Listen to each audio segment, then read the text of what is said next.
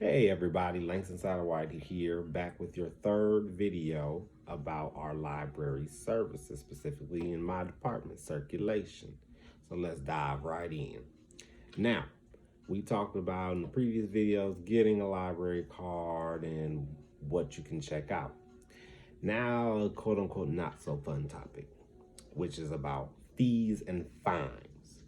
So, how do you get fees and fines? Easy. When you don't return an item on time and when you don't bring it back at all. Now, when you don't return an item on time, you're going to start accruing late fees. Most libraries are trying to get into the adapt the policy of trying to get rid of the late fees, but until then our library is still one of them that you will have late fees if you don't return something on time, and each day is late, that fee is going to keep going up and up and up. Now our library late fee is only 10 cents a day. Doesn't sound like much, but eventually it adds up, and if you hopefully you already don't have fines on your card, because that's just going to keep adding on to those fines and what have you. So that's how you get those fees, the late fees. Now you can be charged a actual fine if you don't return an item at all, or if you wait so long to bring an item back. What happens is the item gets, if in so many words, kicked out of the system, then to where it's assumed lost. Now, when you bring the item back, that item will be taken off your record. You won't be charged for the item anymore. However, you will still have those late fees left over from bringing the item back so late. Okay, hope that makes sense. So again, just make sure when you check anything out, bring it back on time. And like I said, if you have an item and you bring it back very late, like way past the due date, maybe it was a month or so, and I mean it happens. Sometimes you forget, sometimes stuff happens,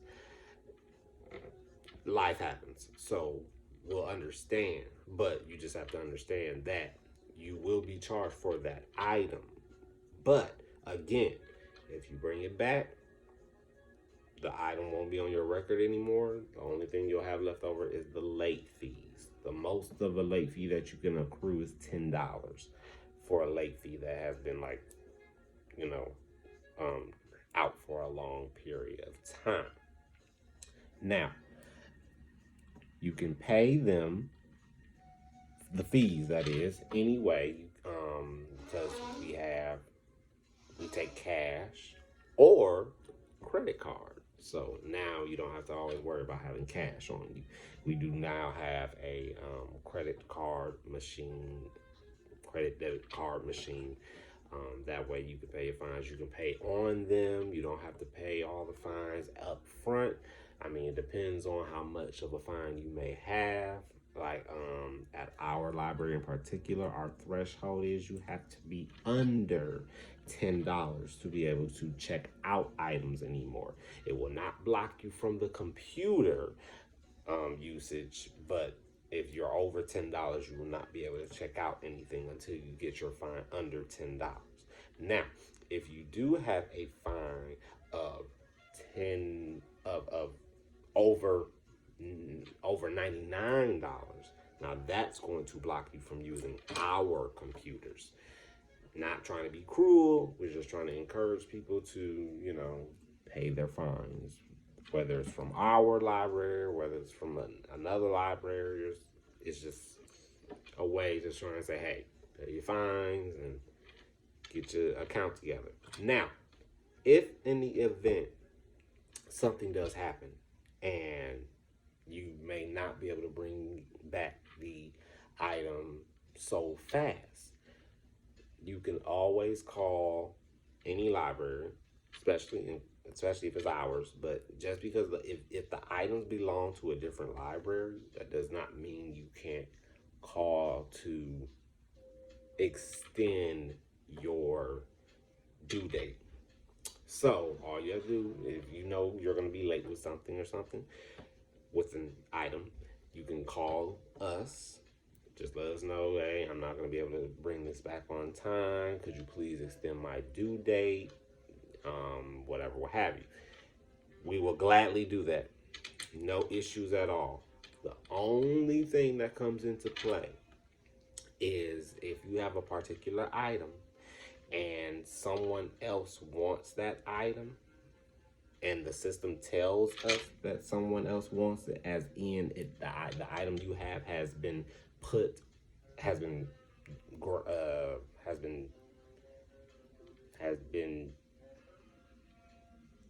taken as a hold, if you want to say placed. There we go. Placed as a hold, then that's when we have to tell you, okay, we can't renew that item because somebody wants it. So that particular item you have to bring back on time, or as soon as you can. But other than that, once we renew everything and it doesn't tell us anything like that, you're good to go. Also, you want to make sure that when you're renewing anything, if you can't come in person, make sure you have your card number if you call us over the phone. We cannot use names.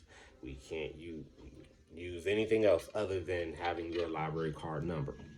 Or if you have the particular items in front of you, or item that you would like to renew, we will assist you with telling you where to get that barcode number off that item, and then we can renew it that way. So those are the only two ways we can do that.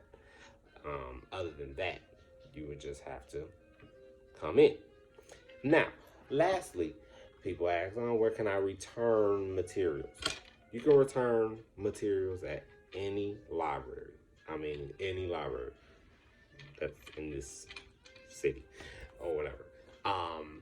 Because there's times that you probably can't get to our library in particular, or another library was closer or something like that. But no, you can return your items to any library.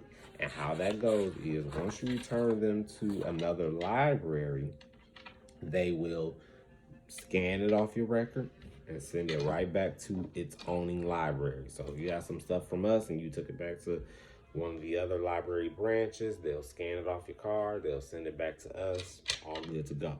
Now, the only time that's a little different is if you drop your stuff off at a county branch. Now, we have two different library systems. Ours is CleveNet, along with a host of other libraries, and then you have the county library system. We're two different systems. You can still drop off your items at a county branch, or however that goes, or a county branch can drop their stuff off at our type of branch. The thing is, though, we wouldn't be able to scan those particular items off your record. All we can do is put a date that you returned them, and then we get them sent off that way.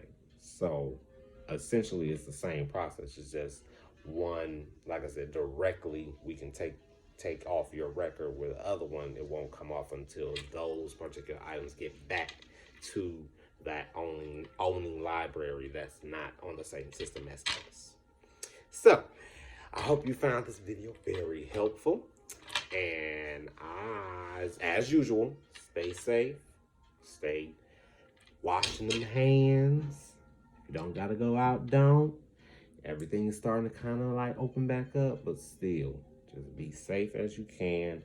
Protect yourself, your loved ones, and those around you. All right?